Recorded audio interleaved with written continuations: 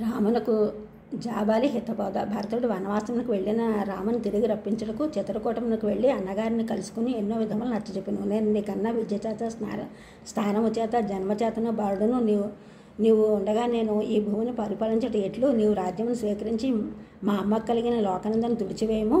పూజ్యుడైన తండ్రి గారికి కూడా పాపము నుండి విముక్తి చేయము. నా ఈ ప్రార్థనను మన్నించుము.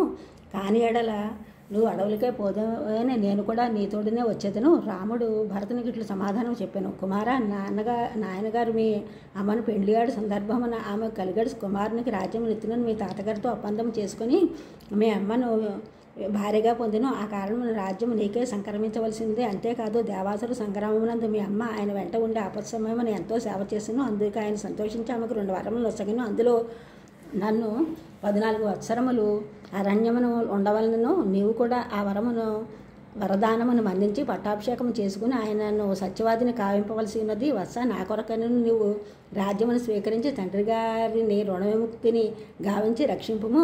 మీ తల్లిని కూడా సంతోషపెట్టుము. అందరినూ విస్మరించిన విషయమును రాముడికి పైకి తెచ్చున్నాడు.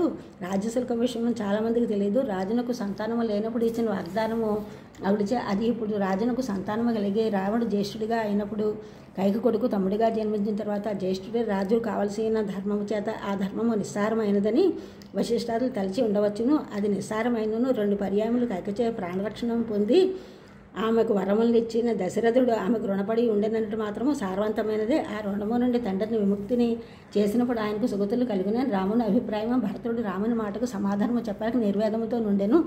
ఎల్లరకు భరతుని యందు జాలి కలిగి వచ్చినప్పుడు నాస్తిక మతము అవలంబించి వారించిననే తప్ప రాముని మాటకు బదులు చెప్పుడు సాధ్యము కాదని జాపాలి అని మంత్రి రామునితో ఇట్లు ప్రతివాదము గావించెను. ఎవడికి బంధువయ్యా?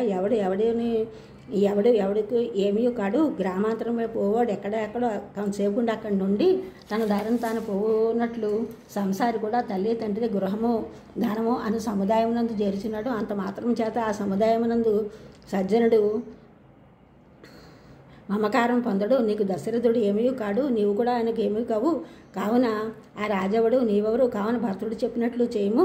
రాముడు ఈ ప్రసంగమును విని బ్రాహ్మణోత్తమ అని జాబాలతో చెప్పిన విషయము నా ప్రియము కొరకు మీరు ఈ విధముగా మాట్లాడారు. ఎట్లయినా నన్ను వనవాసం నుండి మరలించవాలని తలంపుతో ఈ విధముగా చెప్పారని తలచను. ఈ ఛానల్ చూస్తున్న అందరూ కూడా సబ్స్క్రైబ్ చేయండి, షేర్ చేయండి, లైక్ చేయండి, కామెంట్ చేయండి. సబ్స్క్రైబ్ చేస్తున్న అందరూ కూడా కృతజ్ఞతలు, షేర్ చేస్తున్నారు, లైక్ చేస్తున్నారు, కామెంట్ చేస్తున్న అందరికీ కూడా ధన్యవాదములు.